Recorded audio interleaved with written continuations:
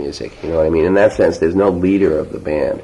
There never has been, and it just has never been that way. It doesn't work out best that way. It works out best if everybody makes their own decisions about what they're playing. You know, it works out best for the music as well. Mm-hmm. So it's a process which we've all learned to sort of trust, but it's taken a long time. You know. And we expect you back to Europe in the future? Yes. Yeah, I think so. I mean, this is us trying to get into it, you know what I mean? We're making Europe part of our yeah, right, out of the world that we travel in, the world we have access to. What about Japan? Not yet. They haven't figured out what to do with us in Japan yet. You know what I mean? Japanese promoters haven't figured out, like, who we are or what to do with us yet. They have this sort of irresistible inclination to make every kind of rock and roll music push it all into some sort of pop thing, you know, this pop category, which is very limited in Japan in terms of venues and ways of putting on concerts. You know what I mean? So I mean, so far we haven't been able to successfully communicate to the Japanese who we are. No. How big is your part of the home market versus the total market in Sweden? I would say that out of these 160, we should have sold like 10 million in Scandinavia. Right. Right? 2 shows in one day. Yeah. We can do a show in 2 different cities in one day. One complete set of band gear, sound and lights, and crews in one city. We set the whole thing up. They do the show, normally around a 3-4 o'clock show. That same day, they'll fly to another city where the other system of band gear, sound, and lights are with another crew. And with the band, when they fly between cities, with the band goes the sound engineer, the monitor engineer, the lighting designer, and the main road guy who takes care of the guitars. And he flies to the next show. The night show is at 8 o'clock. In other words, we fly on a whole lot of small airplanes that we don't feel safe on at all. Oh yeah? But we've all landed alive so far. Well, a lot of big names go down that way. This thing's not in. Years ago. Not anymore. Oh, the festival. Mm-hmm. In August. Mm. The more people, the better I play. I mean, it's totally an ego thing, really. I have to be honest, if I see 200 people in the audience, I'm not really interested in playing. Unless it's a club and I'm jamming. But if they've come to watch and there's not very many people. How did you pick out Bobby? You found him in a club, didn't you? Well, yeah, he lives near me. Oh, he lives near you? Yeah. And do you live in New York too? Just outside Long Island. Oh, I see.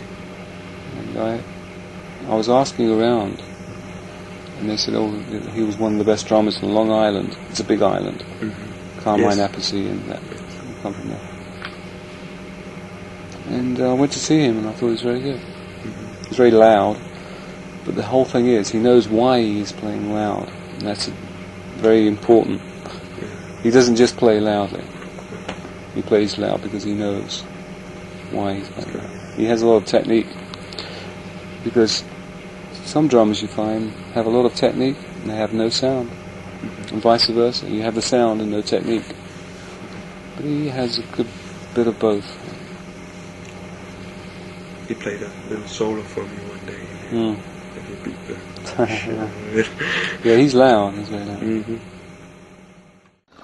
But I have a show to do tonight, you know what I mean? Mm-hmm. Like a real, actual show that really means something, you know, instead of like...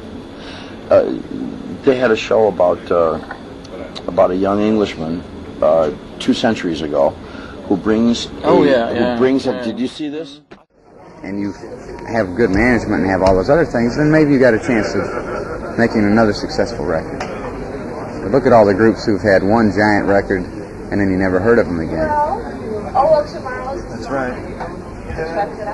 But it's, yeah. You had 2 channels in? No. Basically, everybody in the band listens to the same mix. I do one main mix which goes to most of the witches. We don't use any side fills, it's all through the witches. And since it's a harmony band, they do lots of harmonies. It's important for everybody else to be able to hear themselves in relation to the singers. I have the facility to give everybody their own mix with their own voice in, but it's my experience doing this when I've worked with the same band sometimes, when I've done monitors, when I've also done the out front sounds of the same band. You never get the blend of the vocal. Everyone sings in tune because they can hear themselves really loud, but the blend of vocals is never right, because everybody doesn't know how loud to sing, and that is a thing that a lot of people miss out. With this band, there's the main ring, which is, as I say, is a facsimile of the out front. Everybody sings sort of against everybody else, so they can hear themselves in relation to the other singers, and that relationship electronically remains fairly constant. See, so because there's nobody can react to the sound of a voice, an engineer could pull the voice down once he's identified it, if it's too loud. If you're singing a harmony and you get like the third harmony sticks out instead of the melody, the engineer could think, but it's too late. There's nobody who can recognise the sound of the voice quicker than the person who's singing. Yes. So if they can hear, relative to everybody else, That they're sticking out. That they're sticking out. They straight away, instantly. I see, yes. And that is important for a harmony band. Wipes out the other. You know? I mean, there's some songs we've got, there's nothing but a piano and a drum in it. But I see, I can pick up on your point, but you see, the reason why we do videos is because we can extend clearly the idea into film. And it can be, it can be visual, but it can also take you away, because you've got something that's being given to you, but it's entertaining. But I can see what you mean, but with our music, you can have the video extending the music, which is a lot more interesting than watching some guy fucking playing guitar. Or you can go back into your headphones or whatever, you know, and just do what you want. But it just brings on a different element. I know what you mean. It's very difficult to read on their own. You have to have the music or the video or something. That's what we're saying. Dirty, it comes up here, right? If he puts an effect, he'll a lot of times play with all of them on and putting some effects on dirties and some on the clean. So it's very important that you keep them all mixed right. And 35 and 36.